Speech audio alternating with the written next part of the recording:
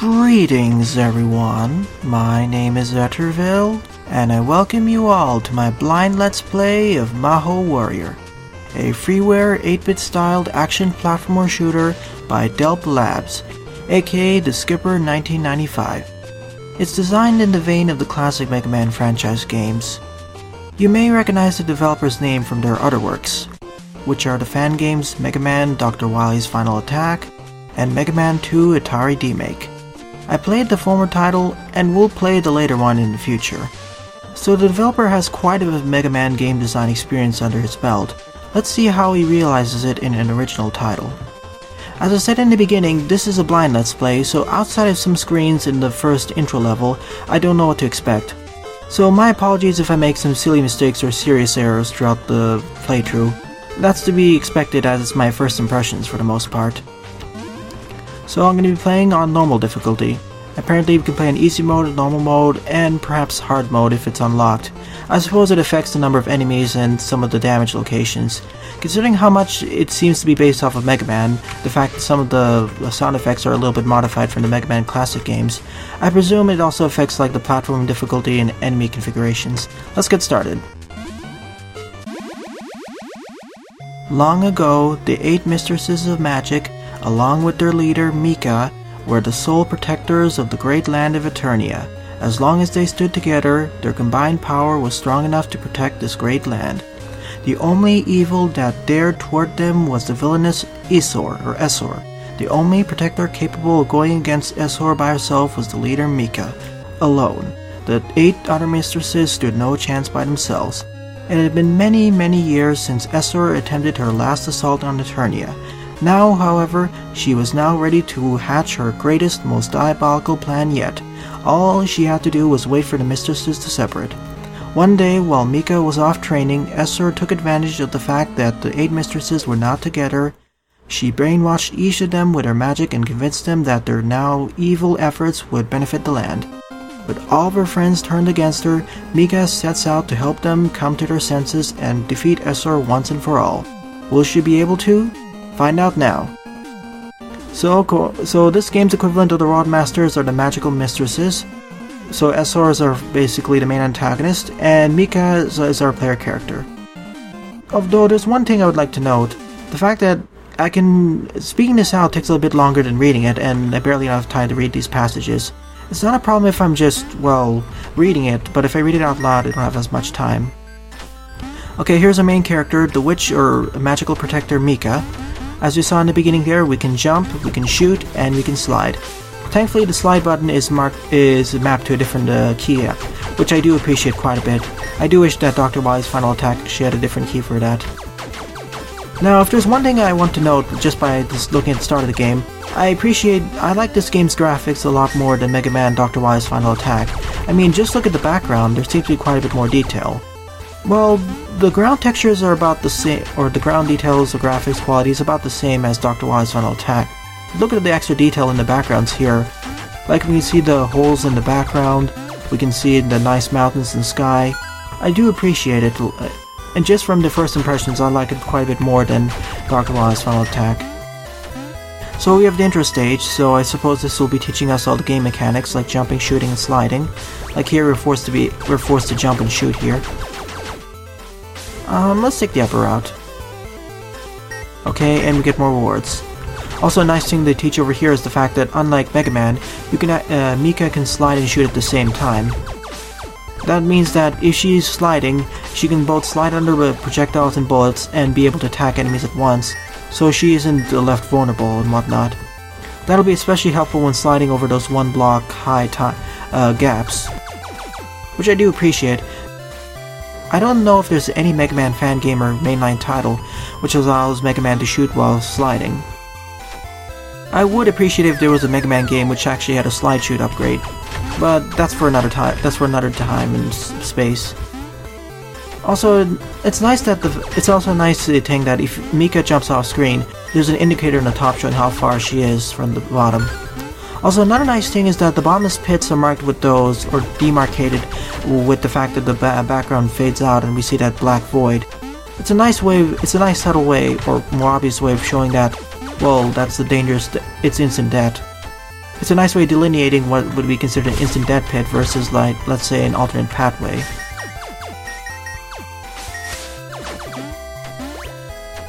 And I believe, okay, on the top left we have our score for some reason, so we have the Mega Man 1 route of scores. And on the top we have that health bar or something. So yeah, Mikka has 14 bars of health. Okay, there are the spikes. Thankfully I won't die if I touch them right now because I'll constantly slide. Okay, this platform will eventually collapse. We were also introduced to those bunny enemies, these birds which lock onto your position. And we had the spines, those bunnies, and those green enemies which jump around. Now we have these moles? Dogs? I'll call them mole dogs for now. They're the toughest enemies of the bunch because they take 3 hits to destroy, but, well, I can still easily destroy them. Well, the bunnies also take 3 hits to destroy, but they don't have to. We don't have to wait for them to actually spawn in, like the mole dogs have to. We have to wait until they jump back up. Right now, I'm digging how it's introducing the mechanics for jumping and shooting in various enemy types. So props to the developers over there. In fact, I like it more than Dr. Wily's Final Attack's intro stage, mainly because there's more variety in the level hazards, more enemy variety, the better background, maybe not better music. I like the intro stage for that one. Plus the fact that the level design is more complicated and it's a bit harder. Basically, what I'm trying to say is that there's more variation in the stage design. That's why I like it better. I mean, we're introduced to the moving platforms here for one example. On the top right we have a damage meter set to 1 for some reason. I suppose that'll be important later on once we get upgrades or something.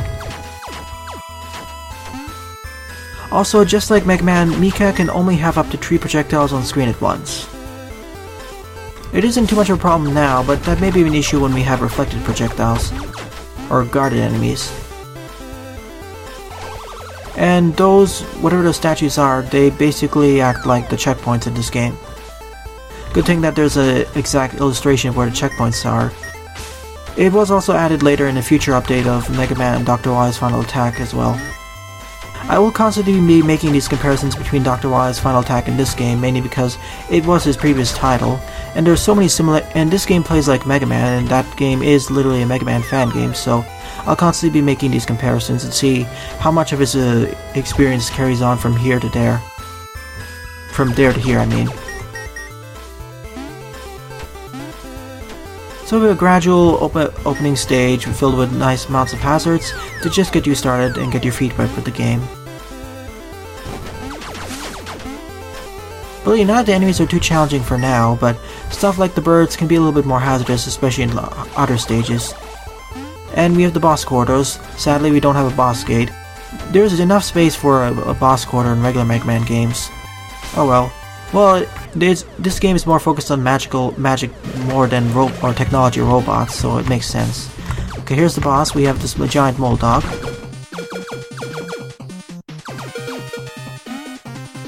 Okay, whenever it shoots, it'll try jumping over me, and then after it jumps over me 4 or 5 times, it'll basically jump in the air and try stomping on me.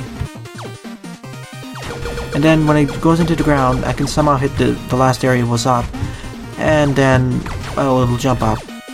So just like a harder version of the mole dogs. And then after it goes out of the ground, it'll randomly pick another location to get up on. Okay, it's an easy boss. Like before, I like this better than the giant big eye in Dr. Wily's Final Attack because it's a more complicated boss pattern. He has 2 different attacks where he can just ram into you and tunnel back in from the ground to ambush you.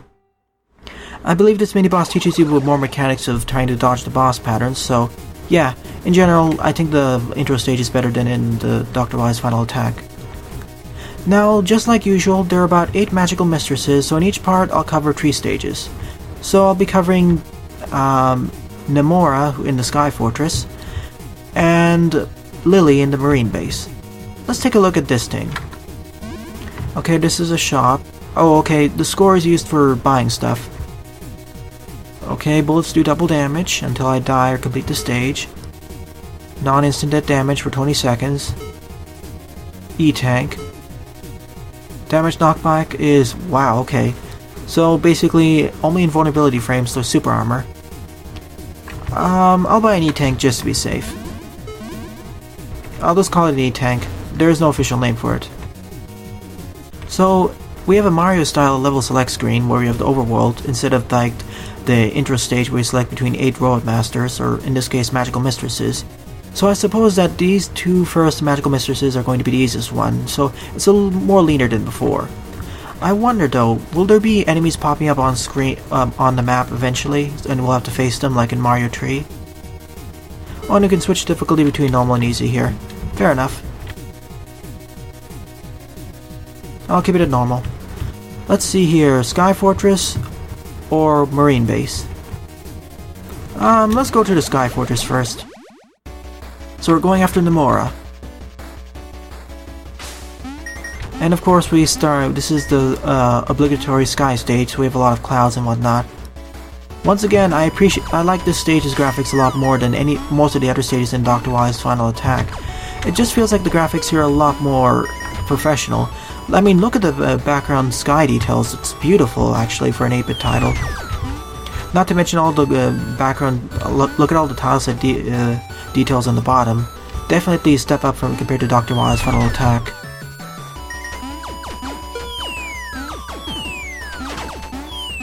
Okay, and we have these balloon enemies too. Ow. Quite annoying. Okay, and I can also stun spines just like in the original Mega Man games. Although these spines have eyes for some reason. So, we still maintain the cartoony aesthetic of the enemies, for the most part. Thankfully, there was a large heart over there. So small hearts restore 2 HP, and large hearts restore 10 HP. I didn't see any enemies drop hearts upon dying, so I suppose that there's only a limited supply of hearts, and they're only there for only there at certain locations enemies don't drop hearts. We'll see. Okay, we have these carrot propeller enemies. If you run under them, they'll drop those carrots. I know this is called a dash, but we can't do dash jumping, so really it's more like a slide. But technically we can shoot, or slide shoot. Yeah, from here on out I'll probably just keep calling this the slide, even though this is more like the dash. I'll alternate between calling this the slide and dash, because in my mind the dash more works like in how it did in Mega Man X, where you can do like slide jumping, or dash jumping.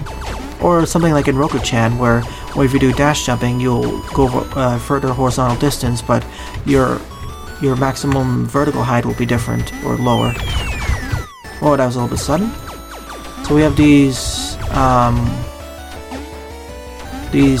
what are these? So these are basically parachute enemies who keep firing projectiles at whatever my last position was. Unfortunately, they're a little bit annoying to take care of because they keep bouncing up and down. And they take 3 hits to destroy. Thankfully, it seems that most enemies from here on, from what I've seen in the game, only take 3 hits to destroy. No guarded enemies at this point, thankfully. I wonder if I could slide in there. Oh, I missed that. No matter. It's just a free it's just extra score or money. Eventually, I'll buy the permanent knockback removal upgrade. Hopefully, it isn't lost upon a game over. Okay, there's... that's a rather barren menu. I don't even see something like a Mega Buster or Magic Buster or whatever Mikka's weapon is. I'll call it the Mikka shot from here on out. We're firing iridescent magical orbs, so I'll just call it the Mikka Buster from here on out. To be fair, it is kind of fitting. Mega Man, Mikka... Both of them start with the M. What of their names start with M?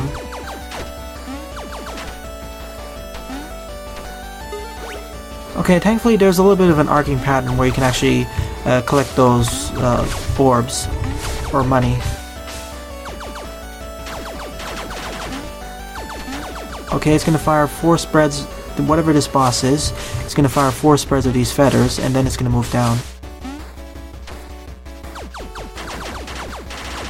Okay, that was a rather easy boss. I was expecting it to, well, have more phases, or have more health.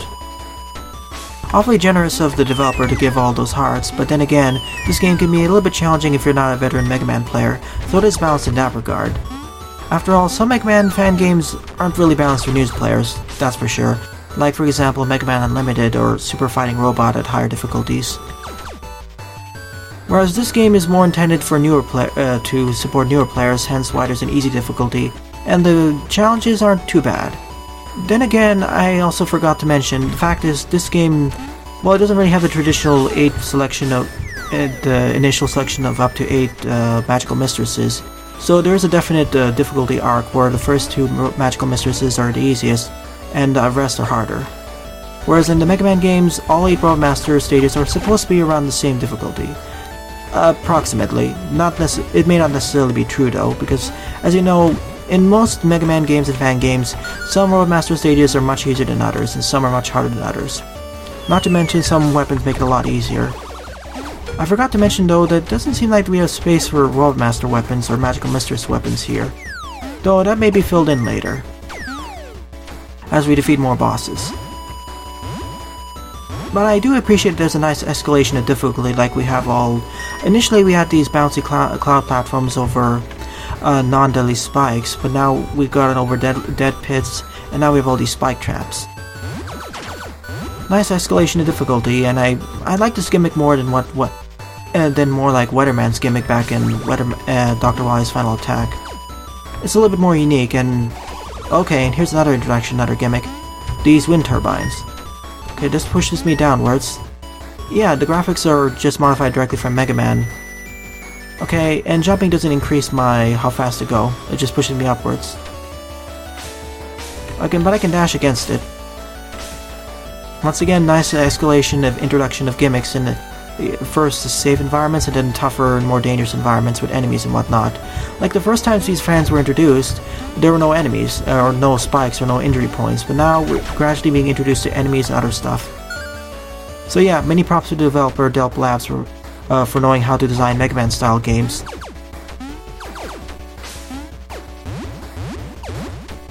Yeah, I'll be ignoring, oh boy. Yeah, gradual escalation of difficulty. Many props to the developer for knowing their stuff, which I can't say the same for a lot of other Mega Man fan game developers. And I didn't mention, but the graphics are pretty good also. There's a nice also progression of the stage, like before we were right in the clouds outside, and now we're in this weather base. We're more explicitly in the weather base, and it's distinguished by the background and the new stage elements or stage tile set, not to mention all those wind turbines. Whoa, that was a bit too close for comfort there. And that's the end of the stage. Also, really strongly appreciate that the developer is very generous and actually puts health packs at the boss corridor or just before it, as that at least gives you a fighting chance to defeat the boss. Instead of in many other Mega Man games and fan games where if you come to the boss with a low amount of health, well, it's usually a troll. Okay, let's see here. So, and we have a boss intro dialogue too.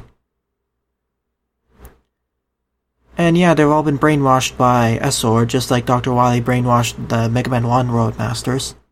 And Mikka is trying to reason with her, but yeah. Alright, let's battle her then. Okay, she's their Roadmaster, or Magical Mistress. So she first tries ramming into me 3 times. Okay, she has a lot more health compared to the intro boss. Okay, she tries rushing into me 3 times. And after that she'll go to the center of the screen and try blowing me away from the left and right, like storm tornadoes. And then she'll fire 3 of those spikes at me, and then she'll dash forward. And then she'll repeat her pattern. Fair enough. She isn't too bad. But if I get stun locked on the left side, yeah, it can be quite dangerous. And there we have it, Namor has been defeated. Not that bad of a boss fight, but hey, it's the first of the first set out of the potentially 3 Roadmasters sets. Okay, we blew up this place, and so the Sky Fortress has been cleared. I would have appreciated if we had Mikka's symbol or hat or magical beam weapon on as the checkmark symbol instead of this one. We didn't get a Roadmaster weapon for some reason though. Oh well. Alright, let's go to the Marine base and take on Lily.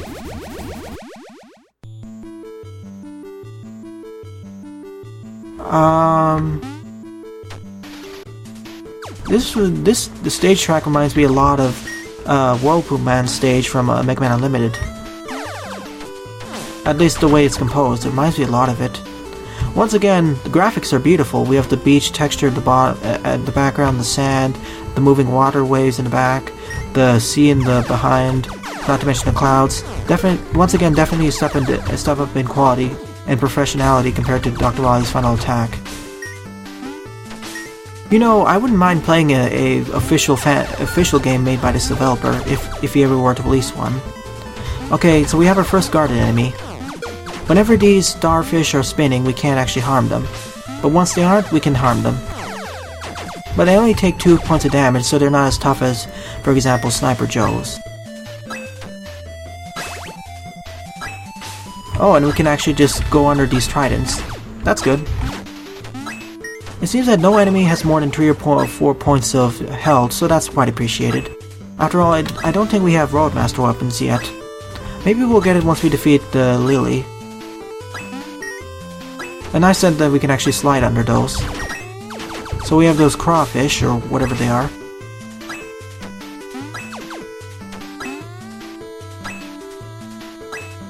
I need to guide it away and then move back in. Good to know that the dash is pretty fast as well, so I can move in and out of terrible situations. Plus, because I can actually jump at a time, but because I can also slide and shoot at the same time, I'm a lot less vulnerable compared to, let's say, Mega Man if he were to slide and shoot at once. Oh hey, here's something new. Instead of just jumping on top of the balloon, or bubble, we just get engulfed by it. And we can destroy the bubble by basically touching it, or by just using our projectile weapon. It also seems that if we touch a wall, or any wall, it'll pop. That's also good to know. And it maintains some of our inertia as well. Something I forgot to mention earlier is the fact that Mikka's range for picking up those crystals, or bowls, I'll just call them crystals, or gems, let's call them gems. The Mikka's range for collecting those gems is a little bit, she basically has a gem magnet, so as long as Mikka's close enough to those gems, well, she'll collect them. Which I do appreciate, as we don't need to just run directly into them to catch them. Okay, we're in the underwater segment. Once again, I compliment the great amount of variety in graphics in the background. Quite beautiful. This already puts it as several leagues above many other Mega Man fan games which don't really have as good graphics. Or many other freeware games, actually. As I said before, this game is heavily based off of Mega Man, the Mega Man design philosophy, but it's completely unique and it's completely original own title. Okay, we finally have an enemy who takes more than 4 hits to destroy. These take 6, and they fired these missiles we can roughly guide into. Once again, I do appreciate that the black void at the bottom indicates that, well, there's an instant death pit. And now we have sharks. Good to see that's indicated by the... oh boy. Good to see it's actually indicated by the bottom over here. Wherever those blue walls are in the background, the shark will arrive. Good to see there's enough space there. I think these sharks are instant dead as well. Oh, and they only show up once I actually go right under those walls. Clever. Oh boy, we have spikes now. And it seems that those health bars, or each unit of the health bar, actually represents a little bit more health than it actually shows. It's not like a straight one-to-one representation like in the Mega Man games, where 1 bar of health is actually equivalent to 1 point of health. Here each bar is equivalent to, I suppose, 2 HP. Considering the boss fight, what was her name? Namor, actually, each one of my shots actually dealt half a bar of damage. So I think, okay, and each point of health, each heart restores 2 HP, so I think then, by default, we have about 28 health then. Oh, just like Mega Man, actually. Let me check. Yeah, if each bar of health actually represents 2 HP, then Mikka actually has the same health as Mega Man does. 14 times 2 is 28 after all. That's neat. So another nice reference to Mega Man, or direct usage of that design philosophy. If there's one thing from my first impressions playing about 3 stages at this point, it's that this game, even though it borrows a lot of stuff from Mega Man in terms of design and whatnot, there's a lot of new things, like for example graphics, and the fact that we can actually slide shoot, new enemies, the background, which I keep harping on as being so unique and awesome. It stands out on its own. It's a nice retro freeware title. And it demonstrates that the developer Delp Labs, aka Jordan Delp, learned from their previous work in Dr. Y's Final Attack and made a much better title. If anything, I probably should have played this title even earlier because this was released way back in 2015. So it's been released for quite a while, but I just didn't get the time to play this. I was busy with other things, essentially. But looking at the quality right now, I should have tried this out earlier. Well, we're at the boss quarter right now. And we're outside again. Okay, so Mikka is just like classic Mega Man, where she doesn't want to fight her friends, just like in Mega Man Powered Up, actually. Fitting. So she literally fills the hero role. Okay, time to fight Mikka, aka the water-based magical mistress. Okay, and she can summon a ship that fires cannonballs in the background. Neat. Okay, she fires a set of 3 anchors and then rushes forward to about where we were.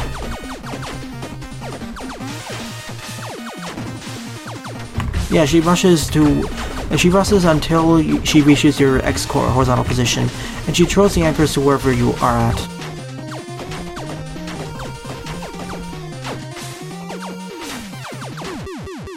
And there we have it. Lily has been defeated. And yeah, the first 2 boss fights are pretty easy, but do I like this one more because, well, to be fair, I like these 2 boss fights equally because they introduce new gimmicks, and they involve stuff that you don't usually see in Mega Man Classic games, like with... That's not what I meant to do. Like, for example, with the Sky Fortress stage Nomura, she actually had the Storm Terminator and could push you back. And with Lily, she had the background element who can actually attack you. Plus, more importantly, as I kind of harped upon it in my final thoughts in Dr. Y's Final Attack, all of these bosses react to where you are. They don't completely independently act of what you're doing.